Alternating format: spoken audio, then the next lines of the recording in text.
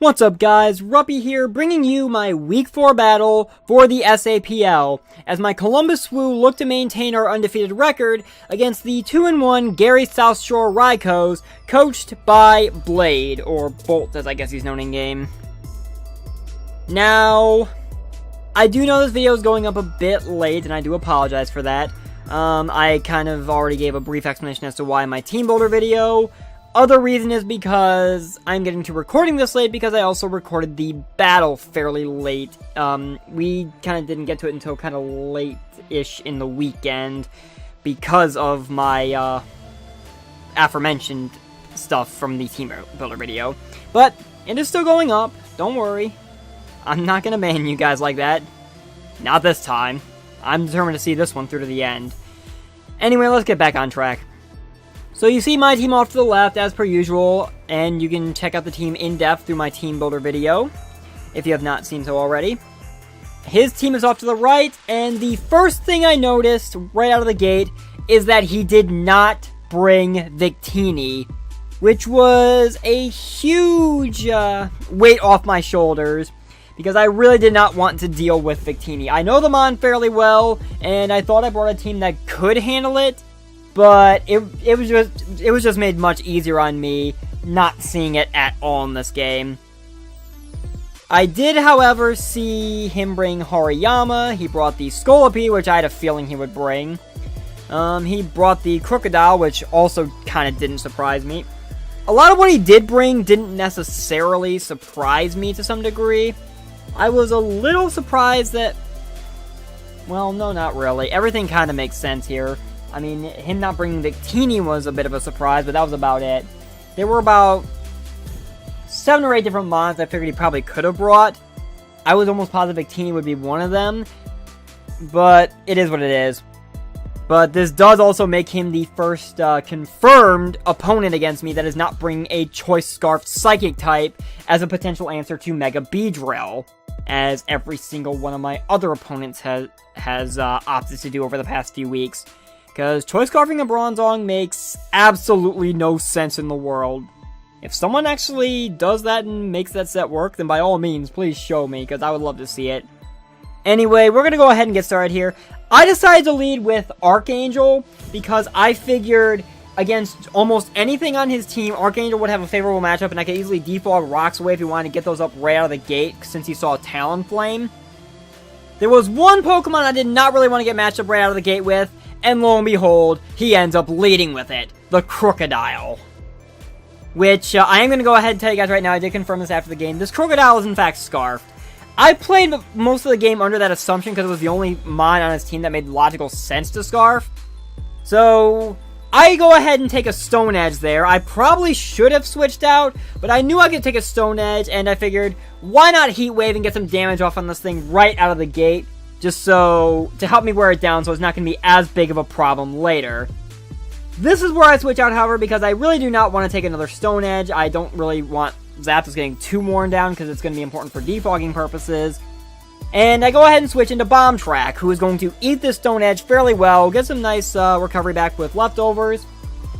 And now I'm in a fairly good position to get my own Stealth Rock set up, as he's going to go ahead and switch out here. He proceeds to send in Bronzong, which is kind of no surprise. I figure he wants to get his rocks up as well. I get mine up, so I'm happy. Now, as long as I can get rid of the Delmise, or basically get myself in... yeah, pretty much get rid of the Delmise, especially since I might be planning on trying to get rid of my own rocks, so all I have is Defog to my name. I just need to basically get myself in a position to really set the stage for my endgame plan. So on that note, I go back into Archangel as he does proceed to set up his Stealth Rocks here. I decided to get a bit overzealous. I actually kind of figured he would probably maybe try to go into not so much Delmise to try to spin away, but maybe potentially Krookodile. I figured he was... or maybe he would stay in predicting me not to have Heat Wave. He ends up going into Hariyama, though, on the Heat Wave, so it's going to take rock damage. I do confirm with how little this Heat Wave does, considering this thing is also thick fat, that this thing is definitely packing an Assault Vest, because there'd be no other reason why he would bring it in. He didn't want Krookodile taking any further damage, which is a smart call on his part. So, these next few turns are basically, a little bit stally, I'm not gonna lie. Well, I wouldn't necessarily call them stally, they're just kind of a rather simple back and forth, because I don't see much reason to switch Archangel out because I don't want anything else on my team taking heavy damage from this thing. I could have switched into Rotom-Wash, but I didn't want to risk the knockoff because I needed the Assault Vest. So we basically get into a back and forth here where I'm going to keep alternating between Roost and Discharge now, as he keeps throwing Ice Punches my way, trying to basically take this thing down, which, good thing I went with a physically defensive set because it is able to eat these Ice Punches fairly decently. And especially when I lose my Flying type because of the Roost, the Ice Punches are not doing a whole heck of a lot to me. They're doing a lot less than they normally should. And, well, it's not really that big a deal. So, on this particular turn, I believe, yeah, it's this one, we end up trading critical hits, as I crit him with a Discharge, which was kind of big, considering, again, he's Assault Vest, and he, in kind, crits me back with an Ice Punch. So, I think that was a pretty fair exchange of hacks there, so nothing really to get too salty about for either of us. I proceed to Roost again, as has kind of been the back and forth exchange so far. This time, he easily sees it coming, however, and goes for the close combat, which does poor Archangel no favors here. However, the defense drops do mean that since my Zapdos outspeeds me, he is in range now for another Discharge to kill without the need of a crit. So I'm just going to go ahead and go for it so I can get rid of this thing. And I know I can get Leftovers Recovery back, so I'm not exactly in a majorly bad position just yet. So Hariyama's down, and I have a 6-5 advantage that I am quite happy with, because one of his bigger defensive pains, he has quite a few of them this week actually, are out of the way. He only really has two necessarily offensively dedicated things. This being one of them, as Krookodile comes back in. I go ahead and decide to switch out, and end up walking right into a Pursuit Trap. And that was huge because you saw the amount of HP I had left as I go into Bomb Track now. With only 24 HP left, Zapdos cannot come back in on rocks, which is huge because now I have no way of getting rid of them, which I now have to keep that in mind as I play the rest of this game out because that is not good on me. I decided to get a bit of initiative here, however, as he proceeds to switch in Delmies, as I go ahead and throw a Fire Punch his way. I was actually expecting him to potentially switch into Bronzong, but the Delmies switch worked just as well, because that is over half the HP gone on his Rapid Spinner already, which is a huge benefit to getting rid of that thing, because I'm going to need rocks to deal with the Scolipede. Here, however, I decide to play it safe and launch another Fire Punch as he brings in Tapu Fini now. And this Tapu Fini, I mean, is able to eat the Fire Punch because, for obvious reasons, it is very bulky and it is a Water type. And I don't want to be messing around with this thing with Bomb Track, so now's the time for Bomb Track to exit stage left for the time being, and turn the floor over to Laundry Day, who, thanks to the Assault Vest, is definitely going to be a problem for this Tapu Fini to try to get anywhere, as he proceeds to go ahead and launch a Surf at me, which, well, Laundry Day is already in the middle of the rinse cycle right now, so, just add a little more water, I guess. He's going to go ahead and get out of here, which I kind of figured he would. He ends up going into the Delmies. I decided to Hydro Pump because I was expecting him to potentially maybe go into the Krookodile, actually expecting me to Volt Switch or Thunderbolt. But he goes into this thing, which is honestly the better middle ground play he could have made, because this thing resists just about everything I have, barring the HP Ice, which I didn't throw its way.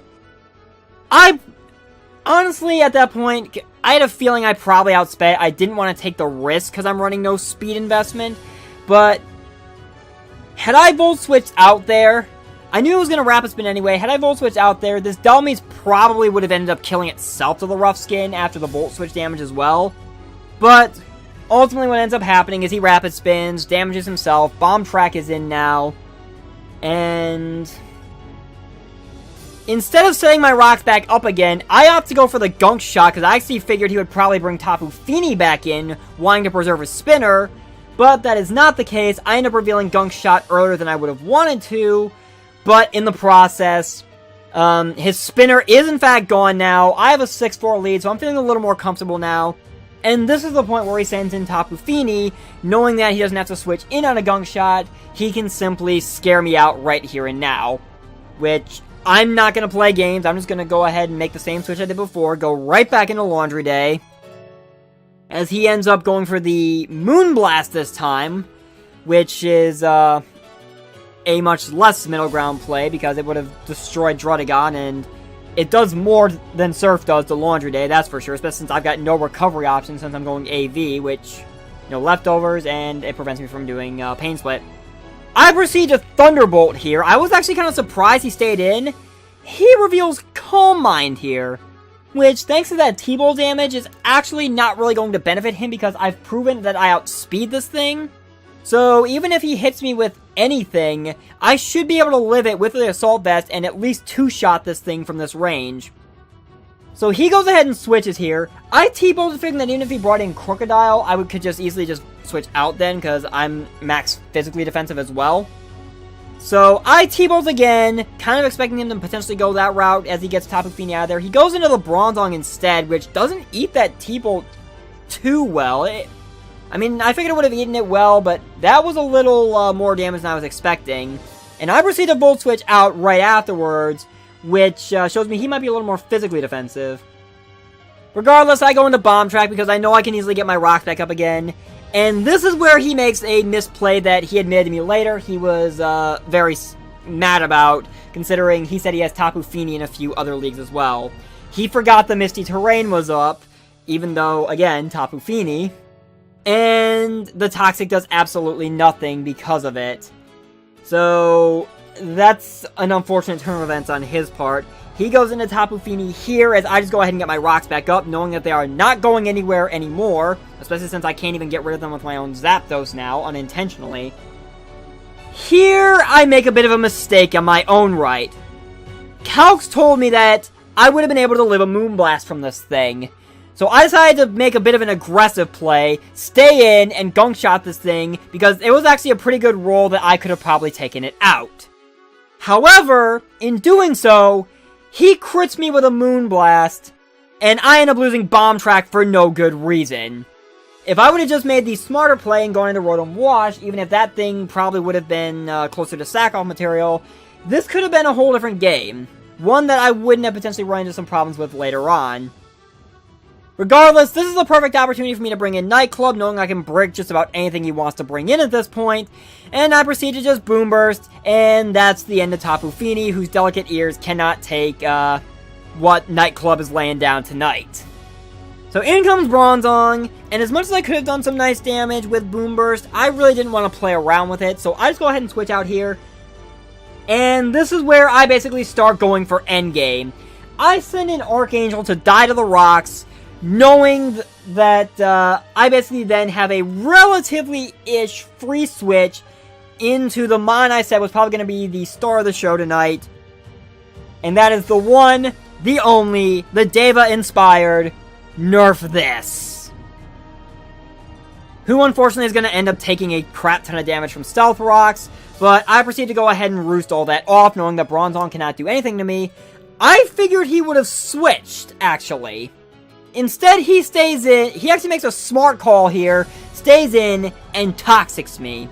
Which is bad news for me because now, with me being Toxic, I cannot stay at full health no matter what happens going forward. So, I am basically denied the use of Gale Wings for the entirety of this battle from this point, which is not good for me. Regardless, I know Bronzong still can't do anything to me, so I go ahead and set up a Swords Dance in preparation, because if Nerf This is going to stay in here, it's going to try to do as much damage as possible. He fires off a Hidden Power, which does neutral damage.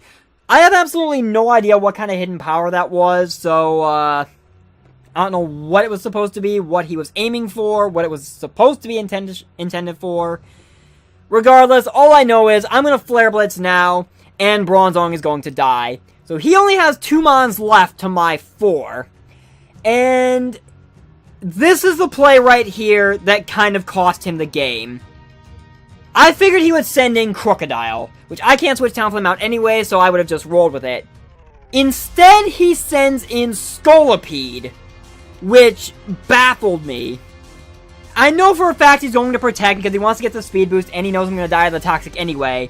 So, I proceed to take full advantage of this and reveal the Z move for the very first time this season. I go ahead and flap my arms because apparently I want to soar through the sky just like Talonflame for whatever reason. I mean, I guess flying would be pretty cool power. I mean, there were some other superpowers I could think of to use better, but in any case, nerf this, goes soaring up into the sky, comes crashing down headfirst with a Supersonic Sky Strike, and basically gives a big middle finger to Scolipede's Protect, because it flat out destroys it.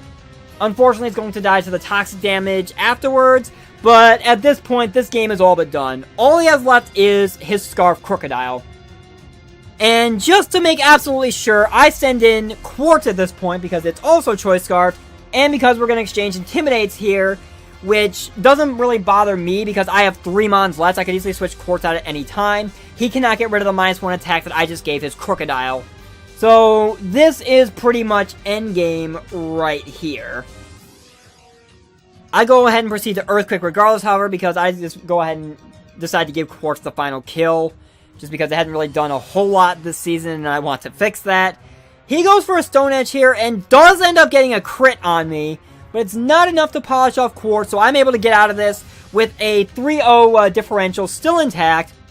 And that is going to be another win as my Columbus Swoo move to 4-0 against a rather stiff challenge in Blade's team. So, good game, Blade.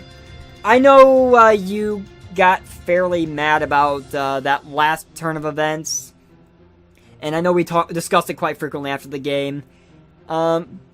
Basically, after I ran a few calcs and had to do a bit of extra math because the showdown calculator does not accommodate for the 25% damage you only take from a Z move if you happen to get a Protect up. And basically it came out to, with a +2 Supersonic Sky Strike, considering the fact that I was max attack, but I was running Jolly as opposed to Adamant, I calced it at still doing roughly around 75%, depending on how invested he was in HP and or defense. Which basically means after the Stealth Rocks, his Scolipede probably was not going to live that regardless. Considering a normal Supersonic Sky Strike, had he not protected, would have done roughly around 400%, which is kind of ridiculous in its own right. But even still, that was a really good game. It was definitely a challenge, because especially when I hadn't ended up in a position where I had to plan around the fact that Talonflame would not be getting access to Gale Wings for the rest of the match. But I managed to adapt, and we managed to prevail again. Kind of odd, though. I'm going to admit this right now before we sign off here. Every game I have played so far this season, with the exception of the game I played last week, Week 3, the game against the Los Angeles Reshiram's, every game I played this season, for whatever reason, has ended in a 3-0 victory for me. I'm not complaining about the fact I'm winning, but I'm just baffled as to why I keep ending up in situations where I only win 3-0. Granted, I am using this team in ways that it probably was not designed to be used, but pure Volt turn spam alone is not going to win me this league, because people are going to expect that, so I need to stay on my toes and try to throw a few curveballs out there. But regardless, thank you guys so very much for watching. I have been Ruppy, and my Columbus Swoo and I will see you guys next time. Take care.